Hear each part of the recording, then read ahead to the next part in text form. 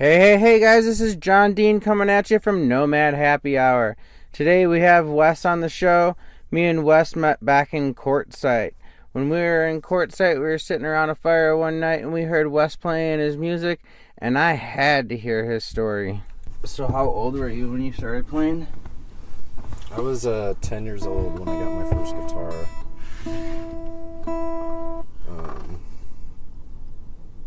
Did you learn on your own back then? I did for a while, and then I started getting lessons somewhere around 12 or 13.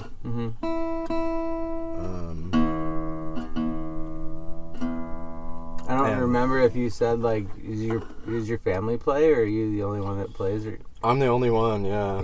Yeah. Usually it kind of gets passed down generation to generation, but... Yeah, I'm like the only musician almost from both sides. I think my aunt played piano, and a couple people played a little bit of guitar from my mom's side of the family, but not much. So, and definitely, I was an only child, and neither my mom or dad played. My dad was kind of like, he kind of discouraged it a little bit. The music? Yeah, like when I played trumpet in band and in like elementary and junior high, and he was cool with that, but yeah, he really didn't support the guitar playing. Why? He's like, it ain't gonna go nowhere kind of thing? Yeah, and I think he had a thing against, he really wanted me to be a football player, and I was kind of turning into a skater hippie kid, which is like the antithesis of, I think, what he wanted for me. And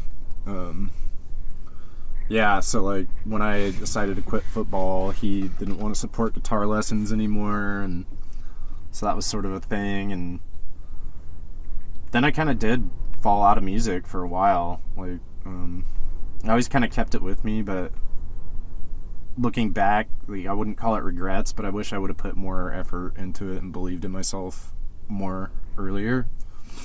It's hard at a younger age, though, when you don't have the support from others.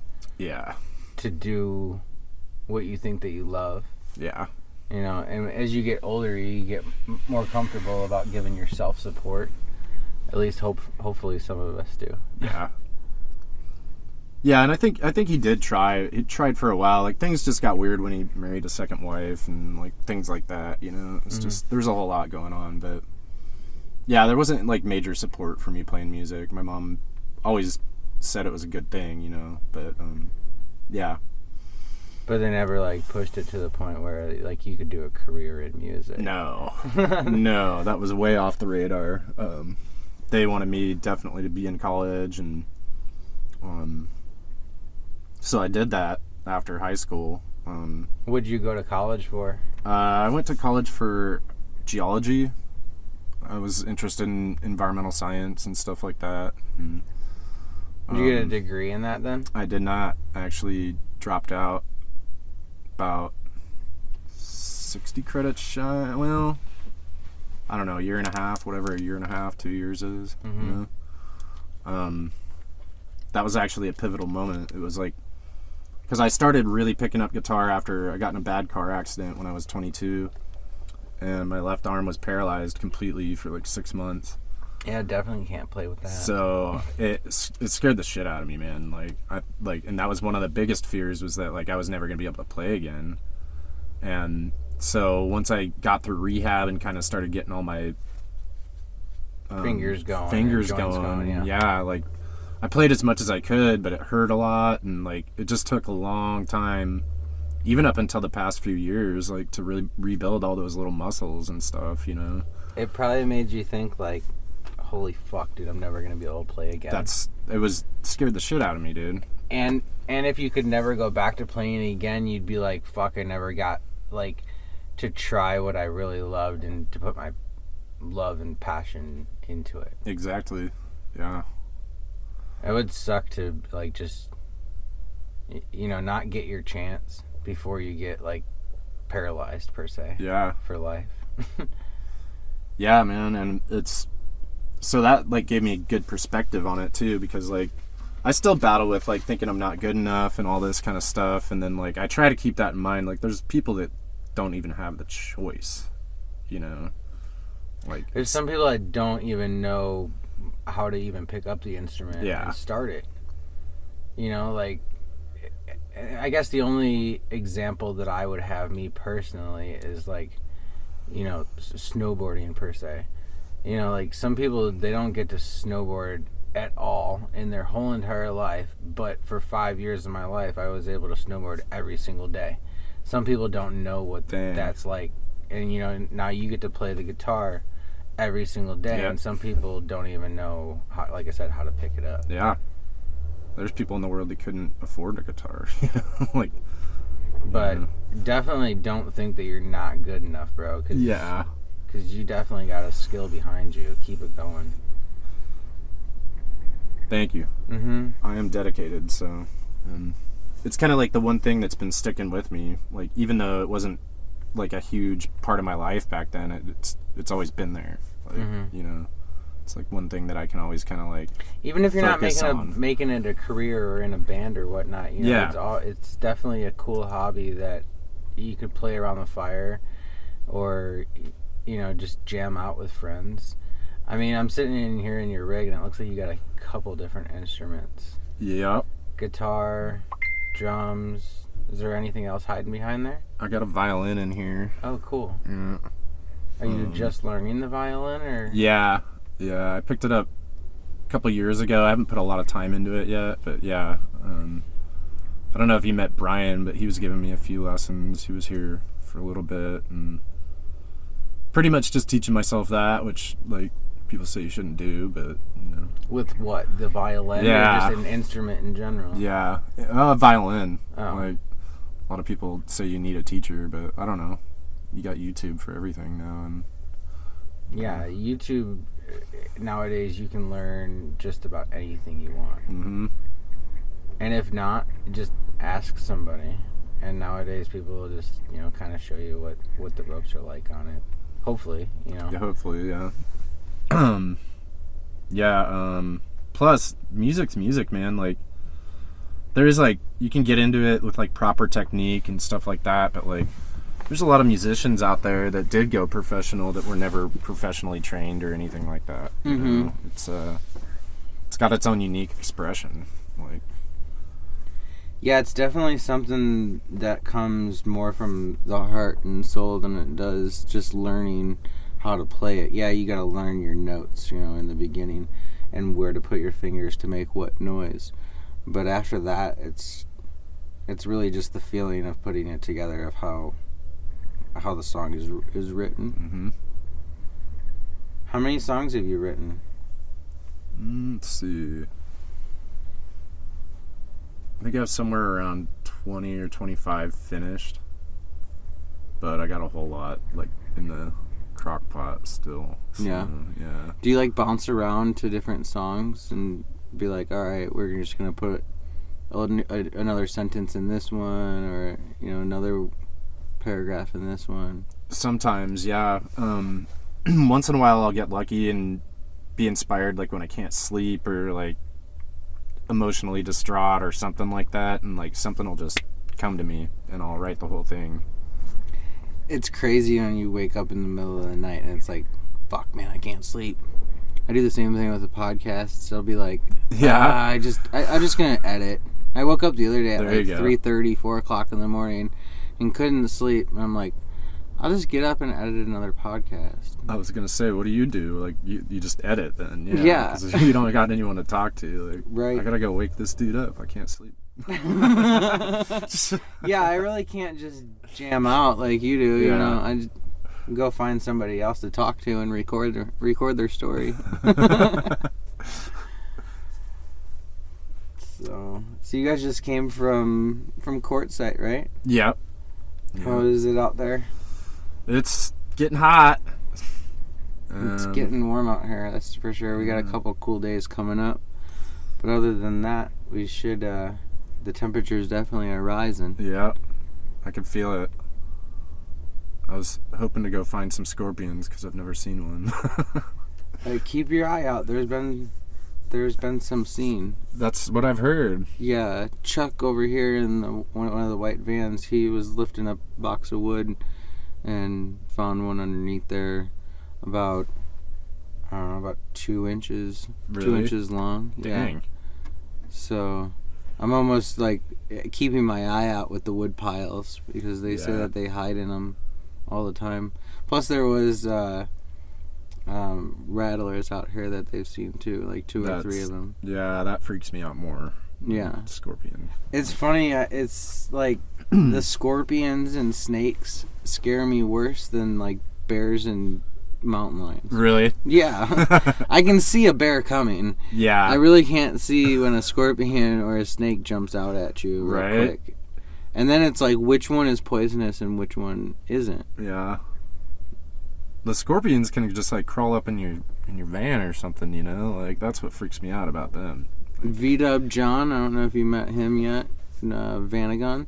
He had one a couple of years ago, I guess, in his bed. Was that on YouTube? Because I think I saw it. Maybe. Video. I don't know if he put it on YouTube or not. I think I saw it because it looked like it was up here. It Is said it? Lake Havasu. So. Have you been up here at Lake Havasu before? Just this last November. I left Washington early November and drove through Bend and came down through Nevada. And I didn't really stay in Nevada much. I didn't see much of it at all. I just kind of drove straight through. And this was my first stop here in Arizona. So. We're at Craggy Wash right now, but did you stay here? No, I didn't. I had no idea what I was doing yet. I just like I don't think we ever have an idea of what we're doing. But yeah, ask somebody. I asked somebody, and they were like, just drive down that way, down the highway, whatever it was, and there's pull-offs everywhere. And I was like, okay. And just kind of pulled off into the dunes. Mm-hmm. And yeah, that was my first night in the desert. Yeah, it's pretty peaceful out here. Other than 2 nights ago, we had a side-by-side wreck. I heard about that one. Yeah, unfortunately, I was driving and got stuck under the side-by-side when it flipped, but we're all okay. It's definitely surprising that nothing broke, no internal bleeding, no concussions. You look really good for somebody that crushed by a side-by-side, man. I'm not gonna lie. It flipped all the way over and then crushed me underneath. And I did have a passenger, but we're not gonna put him out there and let everybody know who that was. Did you go buy some scratch tickets or anything that day? Luckily not, because my luck was not up. But it's definitely taught me to stop and think about more shit, because like your life goes by so quick. We were just talking about how you got in a car accident. You know, it's like you never know. I could have been paralyzed from that situation. Yeah. You know, I got up, I was sore, I didn't feel like anything was broken, but still went to the hospital and got shit checked out. But yeah, it's crazy how fast life literally flashes before your eyes. And I know that's like kind of corny saying that, but it's true though. It is. And people have told me my whole entire life, one of the, you know, in cars especially, and I just have to put the note out there because I'm going to be going by it for the rest of my life, is wear your fucking seatbelts. If I had the seatbelt on, I probably would have been kept in the vehicle. But besides that note, it's like, you know, your life just is here and gone. It can be so quickly to not appreciate what's like right in front of you every single day.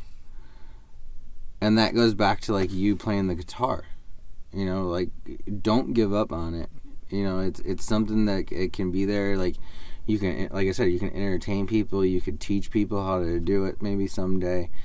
Maybe you can inspire somebody on YouTube to go and learn how to play the guitar on their own.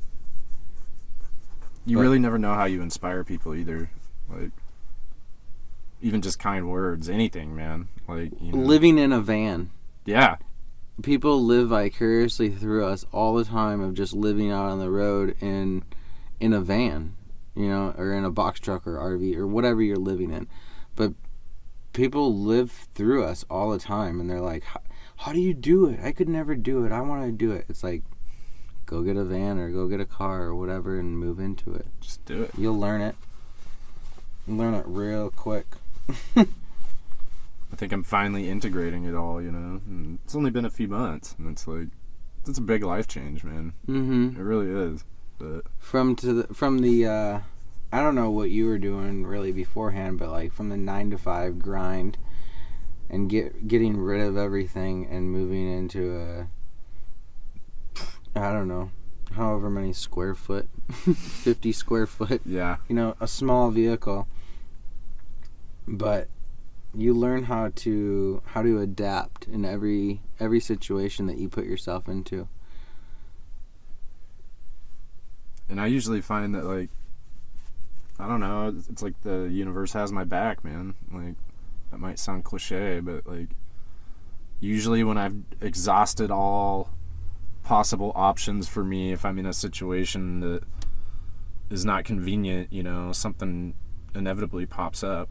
Like, get a ride to where I'm going, or somebody's willing to help out. I don't know. You know, there's been so many things that have happened in the past 4 months. It's like, I wish I would have journaled more about them, but things were changing so fast. I barely had time to write about stuff. It was just like, on to the next thing. And like, I mean, even if you just got, you know, there's expensive electronics and shit out there, and we were just talking about, you know, I just got a new voice recorder, but you can go get a $30 voice recorder that does the same thing that you could just journal your stuff on a daily basis. That's and then true. And write it down later. That's true. You know, write it down when you have a couple hours, go back and listen to it and write it down.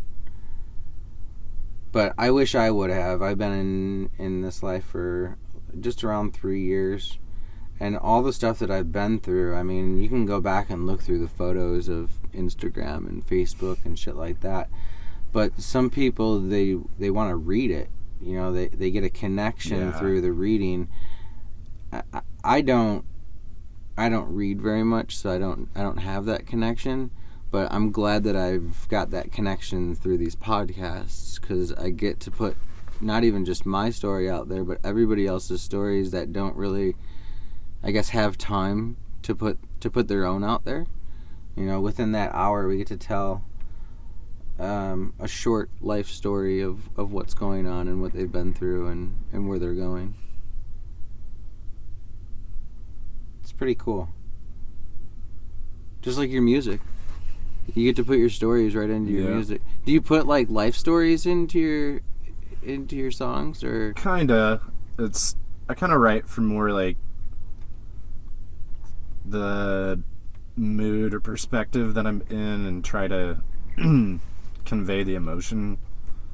Sometimes it is kind of more of a ballad type, story type, but usually I'm just trying to find the words that fit to what a situation or person, place, or thing makes me feel, you know.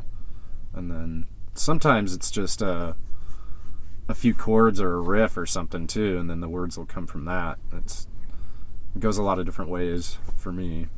Well, just like writing it, you know, you get one sentence in, and then you stop, and then same thing with the music. You know, you play a chord, and you stop and paste it together. Maybe a day later, or 2 days later, or a week later. Sometimes it's a year. Sometimes it's a year later.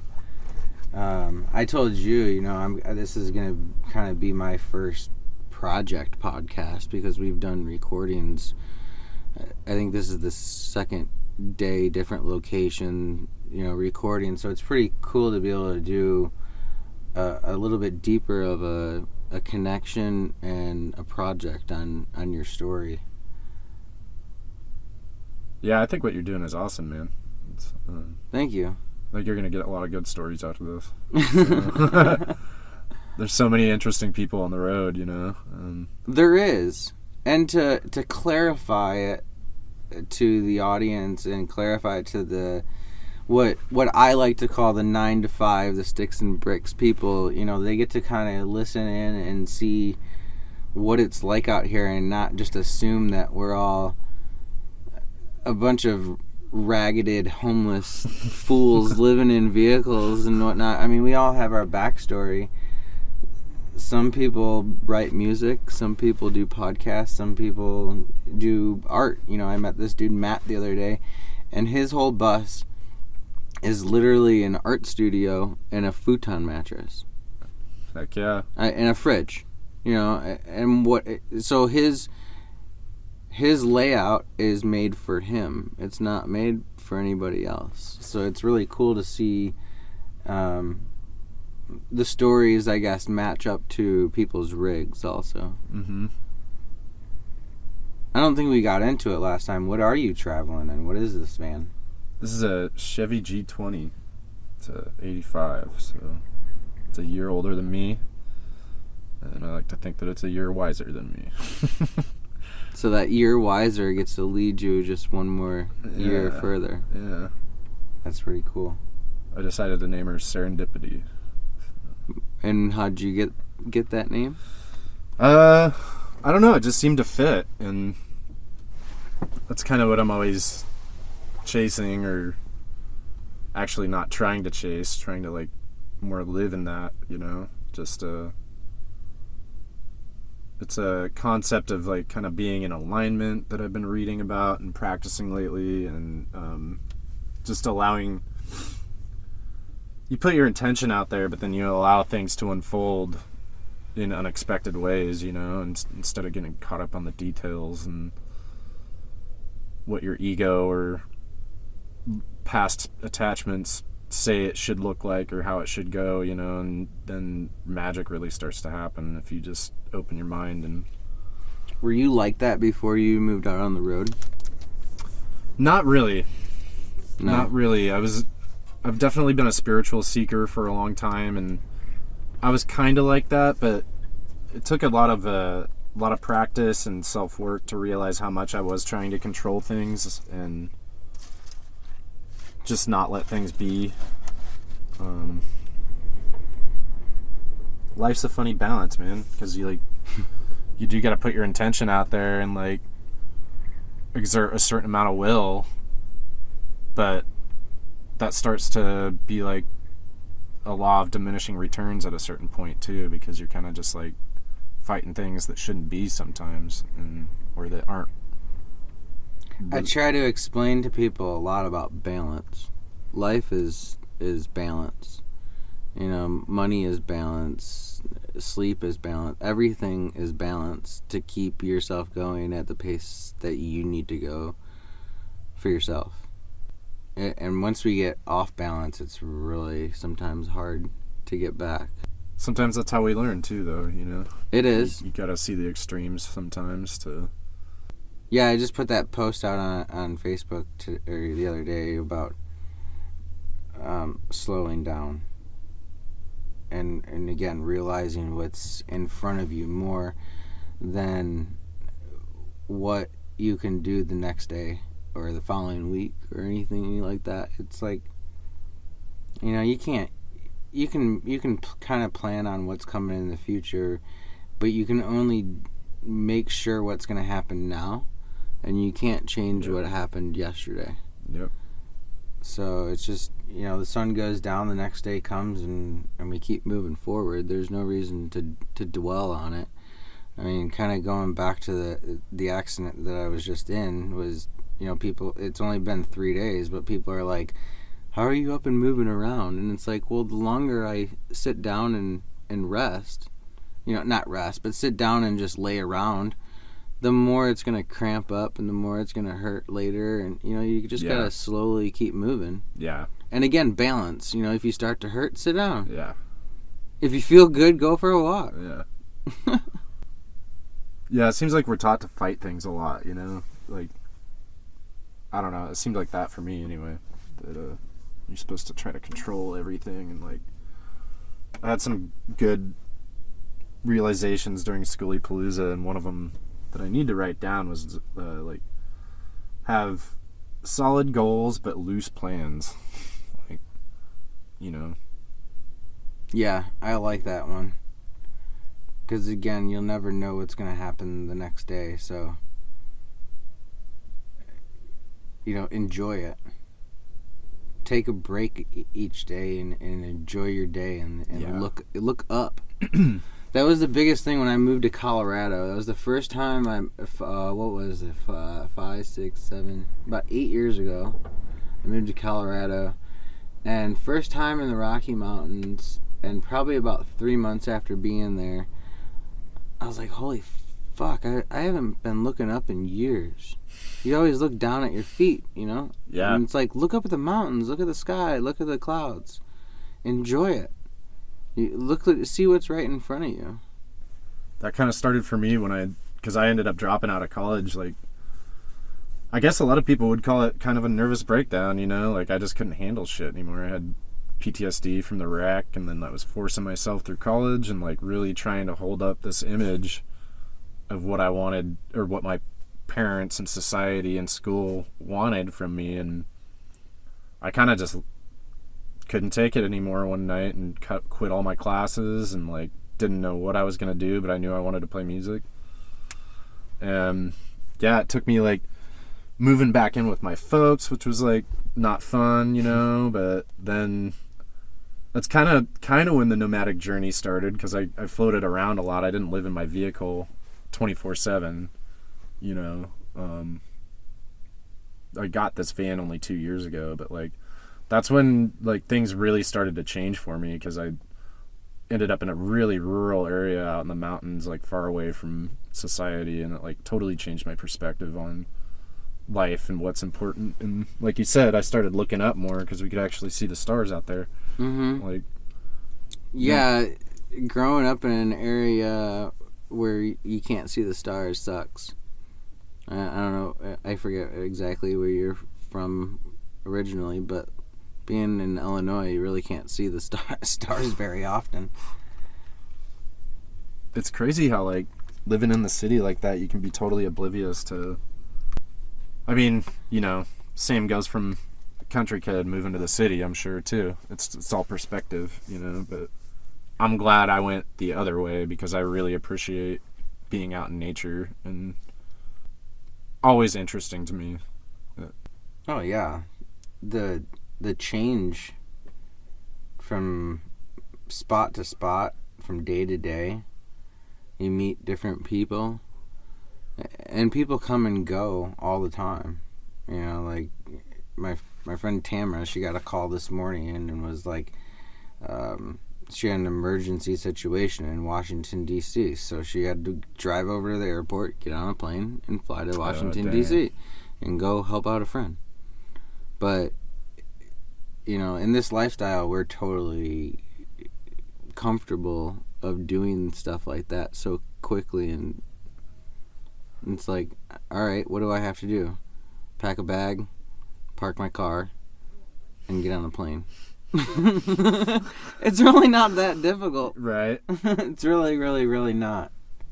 That's been another, like, it's been so much growth, man, because, like, I've gotten a lot stronger emotionally because I get these bonds with people, and I really like being around them, but then, like, I know we're all gonna, like, go our separate ways eventually, maybe not, I don't know, like, but we all do eventually.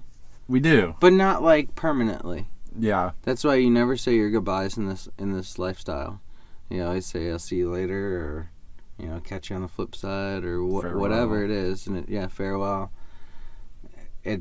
Because people have their own journey, and it's almost like, I don't know, if you think of it kind of like a snake, they slither in and they slither out. People come and people go. Some people have to go get money, go make money for a month or two or 6 months or a year or whatever it is. Some people get the joy of working out on the road and being able to do this every single day and not have to go into town and get money. But then, like Tamara, she got a phone call and she had to fly to Washington, D.C., so she, had to leave. But I think in the last 3 months, it's opened my eyes to a different little side of nomad living. I started traveling with friends and family and what we call in this lifestyle a tribe. You know, a small, I guess a mobile community would be better off than a tribe. But I've gone from 3 people in a convoy to 20 rigs in a convoy.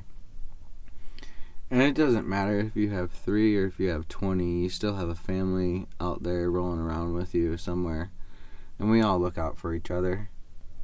There are times, though, that we need to kind of disappear and go clear our own minds. Yeah. I notice you like to kind of stay on the outskirts of the groups. Yeah. Kind of come poke your head in when you want to come hang out. Yeah. Sometimes I wish I could do that more often. I can. It's my own choice. I parked a little closer today, but I definitely needed... I'm learning that about myself, that, like, I need my alone time, like, to process things and to work on my craft, you know? Like, I'm really trying to put in the work to get better all the time and learn more about guitar and writing music, and, you know, I'm feeling motivated and inspired to do it right now, and it takes uninterrupted time. Mm-hmm. Sometimes. I have a hard enough time to focus sometimes anyway, you know, like... Oh, yeah. Definitely know how that is. Sometimes it's hard to schedule out these recordings, too, with people, because my focus doesn't stay there, and it's like, oh, shit, that's right, I need to do more podcasts. It's been easy, especially since schoolie, man. It's been easy for me to kind of get off my goals, you know, because it was just like so much fun night after night and all these new people. Mm-hmm. And, like, but if I look back on it, I really did like move towards my goals a lot more because of the people I met and the opportunities that presented themselves. And like, it's pretty wild. It's just like going with the flow thing, you know. Yeah, and talking to more people, keeping your communication up in this lifestyle is good too. You know, even if you're not with them in person, just kind of figuring out who knows who can do what. You know, people come over and they're like, hey, do you know a diesel mechanic? And it's like, yeah, over in the blue bus around the corner, he works on diesels. You know, it's like, do you know someone that works on a bicycle? It's like, yeah, the dude around the corner here, he works. You know, it's like everybody works together. I still go back at schoolie, too, and it's like, holy shit, dude, I need a haircut. And then this dude comes out of his bus, and he's like, hey, man, I'm a barber. I'll cut your hair right now. It's like, all right, let's do this. I need to get a haircut. Where's he at? Right? I think he's actually in Georgia right now. They made it back. Oh, no. They made it to down to New Mexico and then crossed over and down to Cabo. Oh, wow. For they took a plane, obviously. They didn't drive to Cabo. So how would you feel about playing us a little tune? I could feel pretty good about that, I think. Yeah? Do you have a new song that you've been working on or that you kind of want to put out there? Or? Yeah. This is one called Saskatoon. It's about a primitive skills gathering that's held in Washington. Can you tell us maybe a little backstory on it? Yeah, definitely. I've been going to gatherings. I think Barter Fair was my first gathering 10 years now, something like that. But Saskatoon was, I believe it was 2018 or maybe 2019, somewhere around 2 years ago. But it was a primitive skills gathering, and I didn't really have any idea what I was getting into. It was like a 10-day thing. Like there was different classes on like flint knapping or like cordage making and wild plants, and there was also a rabbit course, they called it. And so they would bring in the rabbits and we would have to slaughter them and skin them and get them and prepare them for the community meal that we were going to have that night. And that was the class that I ended up signing up for, and it ended up having a really huge impact on my view of life and death. I had hunted before, just small game. I haven't bagged a deer yet, but I really fell in love with hunting, and but slaughtering it by hand was like a totally different experience. And all right, well, anyway, I met some great people there, and I was really inspired to write this song afterwards.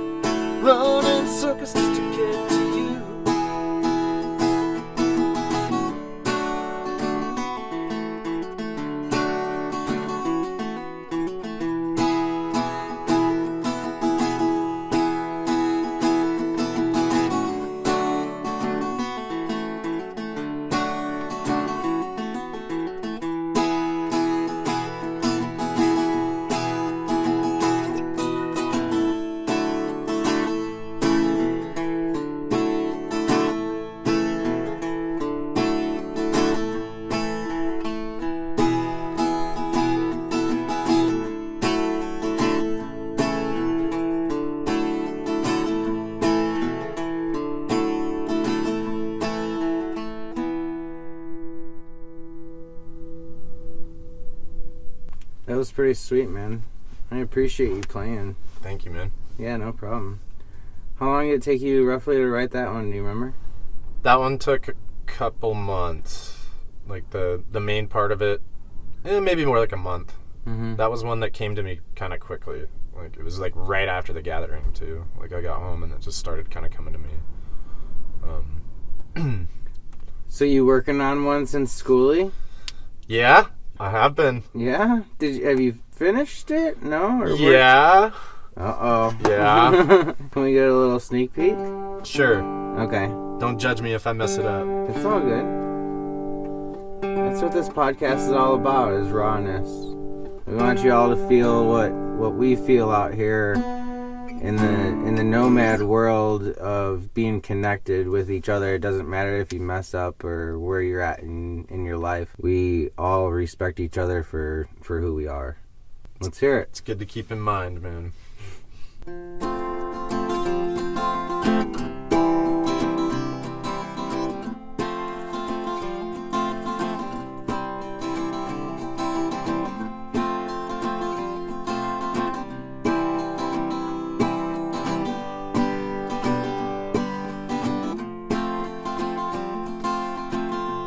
Wake me up before it's over. I'm tired of standing in the cold, with weary eyes of the traveler, a soul that just won't grow old. I was born to be a wanderer. I wasn't meant to live in sin.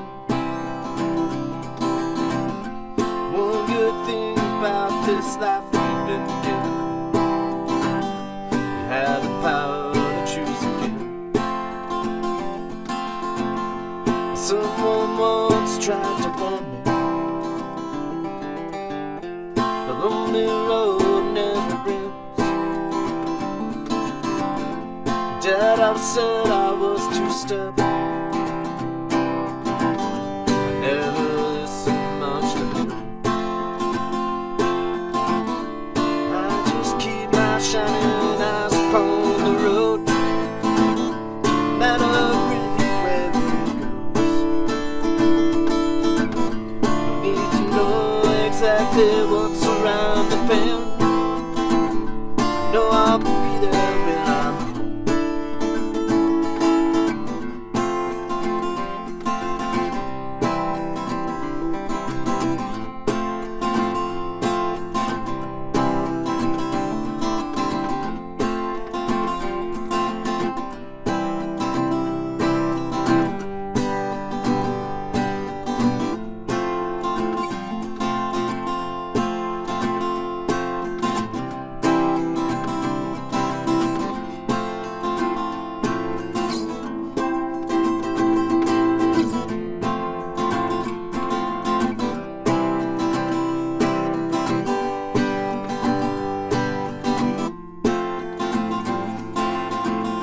So pony up and get to go.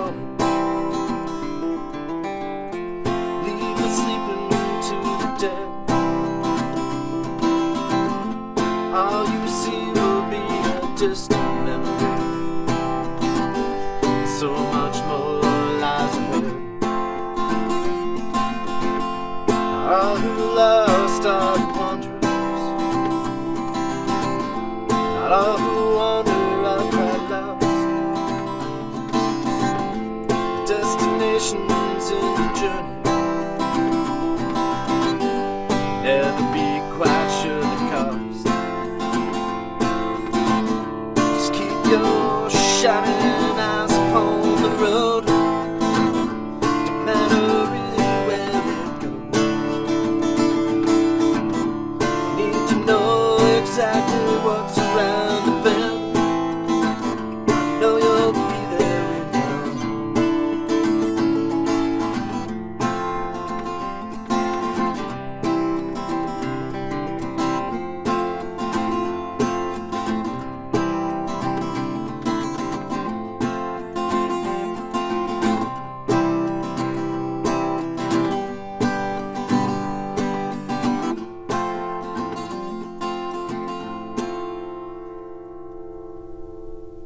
Yeah. That's awesome, man. And especially in such a short period of time. I mean, schoolie was a month ago, Yeah. roughly. Yeah. Maybe a little bit more, but That's awesome. Oh, I mean, it inspiring lifestyle, inspiring music. Yeah. And I think that one was definitely inspired. I didn't have to work too hard at trying to write it. It was just kind of coming out. Now it's just like, it's pretty much there. I mean, that's probably what you're going to hear, but it's just little details that are going to make it pop out a little more. And then, is that the style of music that you're trying to stay towards? Like right now, yeah. Is it kind of like a folky, folk rock kind of? Yeah. Yeah, that's a good way to put it. Mm-hmm. Like Americana, folk rock, trying to learn some bluegrass type stuff, but You play the banjo? No. Yeah, that would be cool. I'm gonna stop at banjo, dude. I was trying picking up the violin, and I actually started picking it up pretty well, but then it's a tough one. The violin? Yeah. I've never tried it. Maybe I'll bust it out and you can try it. I have no clue even where to start other than stick your fingers on there and pull the stick across the bow. Yep. Across the strings. That's hilarious. It'll be interesting. So what's your plans after here? I'm trying to figure it out.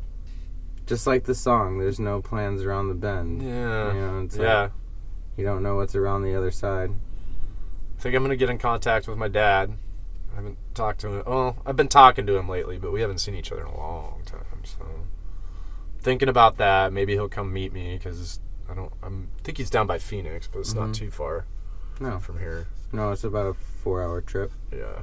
Mm-hmm. But I'm kind of getting called back up north. I'm thinking. We'll see.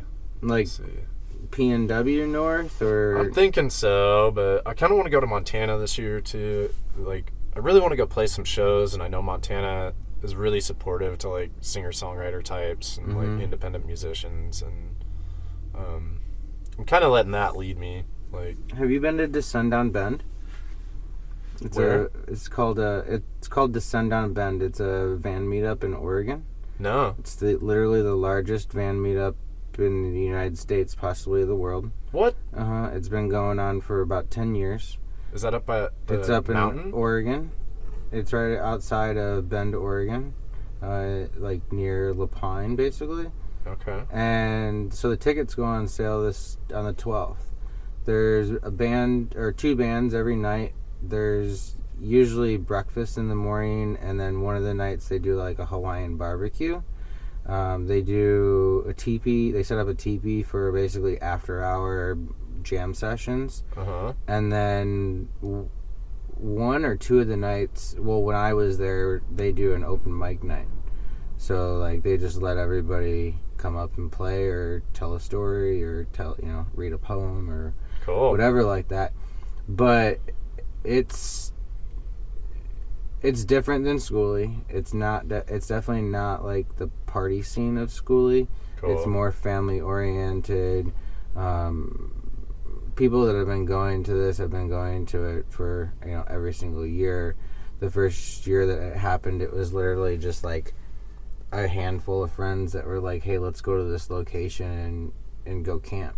And then every year it just kept adding more and more people, where then eventually it turned into an event, and now it's up to last year it was 2 years ago actually, it was at 1,200 rigs.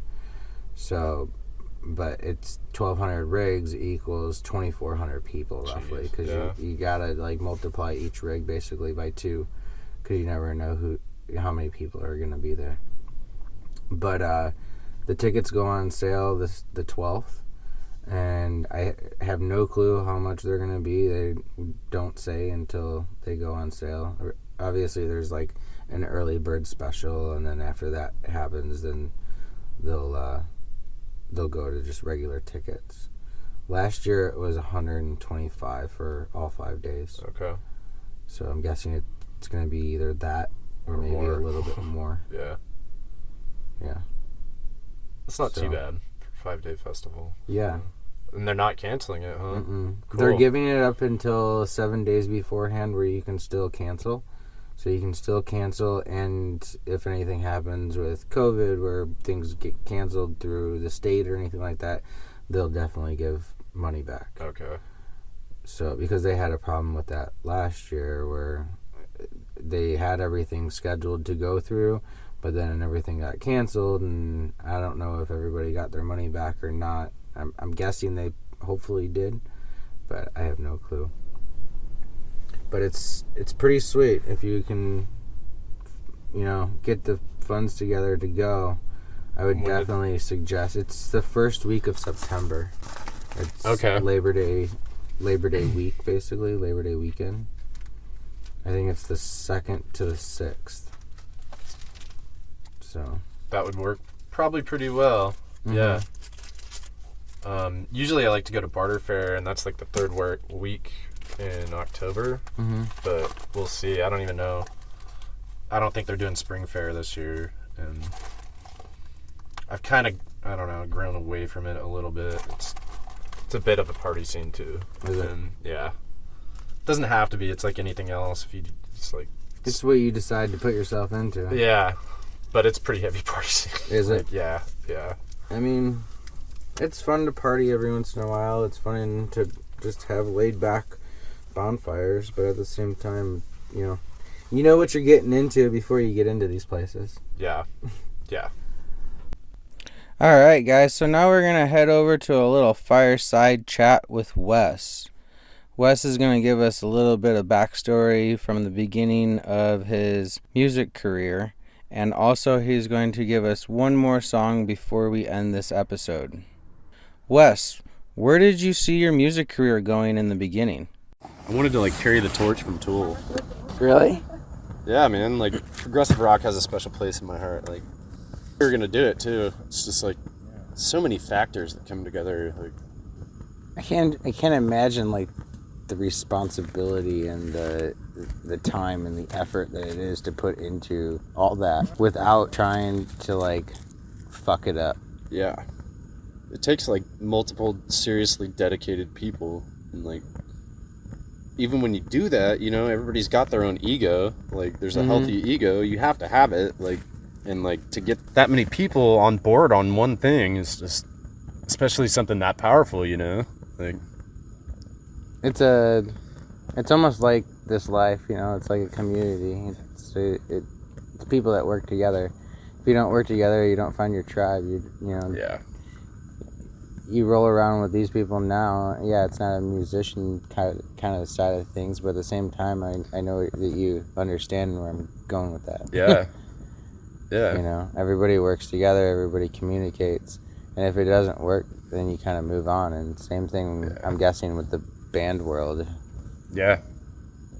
Even though you get connected, it's a family. Yeah. Definitely. Yeah, and there's definitely things that I'm still finding myself even down here. This is the most connected I've felt to. I really, I think this is an awesome group of people, man. I'm really impressed and blessed and gracious to be in the midst of the people that I've met around here in Schoolie and the things that everyone's doing. But also, me personally, I just am an independent person, and I still need my personal time for some, I'm learning that about myself. For me to be effective in my life and helpful to other people, I have to have my space. And I think most people in this kind of group understand that too. I'm still just trying to figure out how I can be in best service to myself and others, with my unique personality. Well, the best way that you can service others is to service yourself first. Yeah. Same thing, it's just like a personal relationship. You go into it and meet somebody, or even in a job, a hobby, a lifestyle, whatever it is. Until you're happy with it, it's not going to flow. Yeah. Earlier today we were talking and you're like, no, I'm not really feeling it. And then this whole, Around the Fire came along and you pulled out the guitar and it's let's jam out. So that's the way, that's what I like to capture. Yeah. The true life of being out here, of people's stories, of the life form that people want to live in their own way. But it's cool that you can share it and be comfortable with it. It's a new thing for me, man. It used to just like bring me all sorts of anxiety. It's still like a little bit of nervousness is good. Yeah. Before you perform, like you gotta have. Before you do anything that you're really like passionate about, you're always gonna have a little bit of like. I mean, that's kind of like part of the passion, right? Right before you get up on stage, you get up there and you get that gut wrenching feeling. Even though you're gonna go up there and smash it, rock it out. Yeah. But even like you just go up and do a speech, or just DJing, whatever it is, you still get that feeling in your stomach before you go up there. Especially no matter how long you've done it, either. It's part of human nature. Mm-hmm. Yeah. If you don't get nervous, then it just gets old. I think those nerves, though, are being real. Mm-hmm. It's kind of part of the excitement, too, though, right? Like... Mm-hmm. Getting past those. Yeah. I never thought that I'd be able to get past those feelings, and I still get them. Up until recently, like, probably the last 6 months, I've never been, like, on microphones and doing speeches in front of people and shit like that, and I'm like, fuck it, let's just do it. What's the worst thing that's going to happen? Yeah. People are going to be like, I can't hear you. Okay, I'll speak up. But no, it's cool what you're doing. I think what you're doing is cool too, man. And I want to do the. I really want to have a chance to speak, and I look forward to. We'll find the right time. Yeah. I know that. No, we will. And I'm looking forward to doing it. Like. It sometimes just comes in pieces too, though. It's not gonna just come all in one shot. Right. Okay. Like I pulled music in from tonight, and we could paste it in together and have a conversation a month from now. It's not really anything to get worried about, because it's just, it's just like you having a conversation with somebody. Yeah. When you write a song, you put yourself into it, and you probably don't think about it too much. You just do it. That's the same thing that it is recording a podcast or a movie or anything like that. You just kind of like sit there and shoot the shit and see what happens.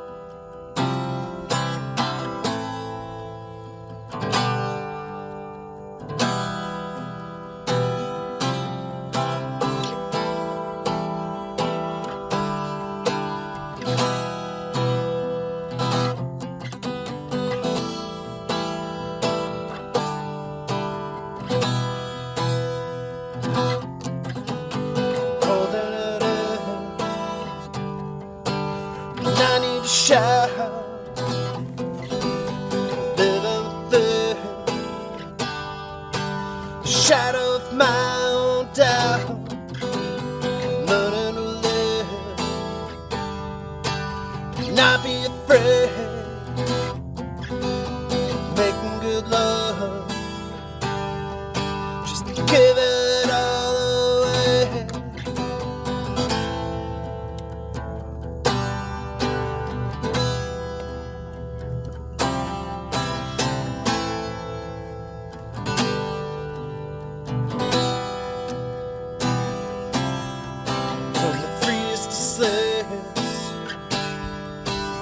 Lost in the prey,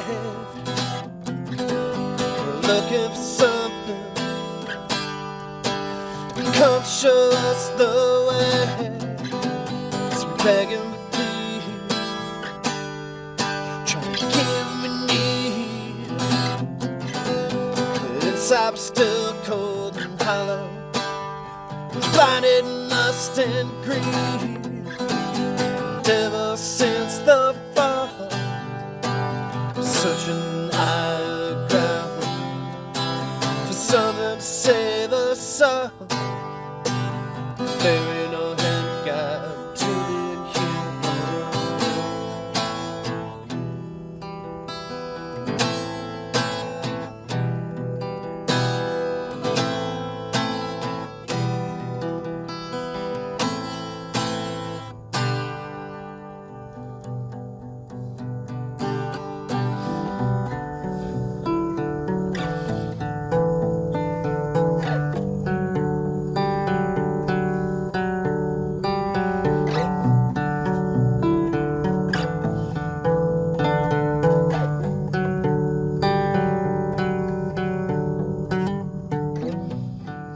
Darby Grove and any closer than we were before.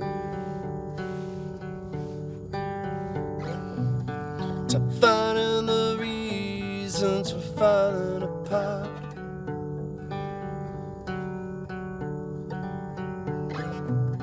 And how in the hell did we ever learn to ignore that all that we need comes straight from the heart?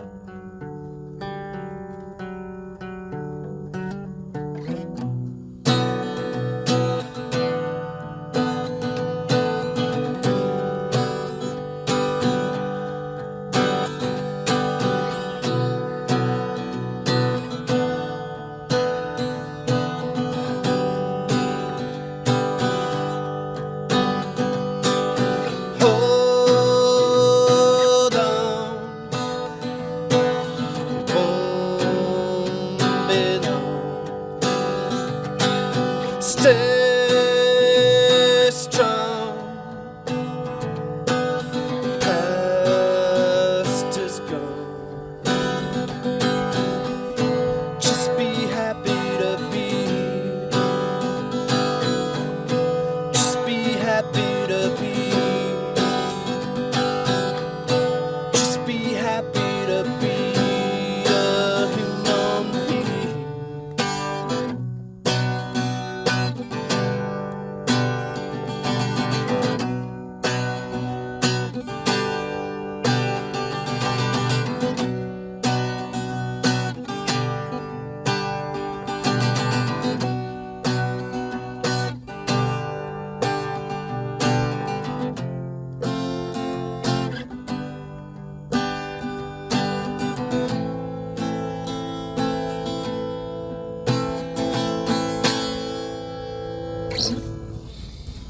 And definitely appreciate your time tonight, man. Yeah, man, I really appreciate the opportunity. Yeah. It's like, and I It'll- enjoy talking with you. Well, guys, that is another episode of Nomad Happy Hour. I want to thank Wes for being on the show and telling us his story. I would like to also let you all know Nomad Happy Hour is now on YouTube. So head on over to YouTube and search for Nomad Happy Hour Podcast. Again, that was Nomad Happy Hour Podcast. Also, next week's episode will be the first episode with video. So don't forget to head on over to YouTube, find Nomad Happy Hour, hit that subscribe button, hit that like button for me, and follow us from here on out. One more thing, there is now Nomad Happy Hour merchandise for sale at teesprings.com. So head on over to teesprings.com to get your new Nomad Happy Hour gear. Thank you everyone for your support. Without all of you, this would not be possible. Keep the rubber side down and Nomads out.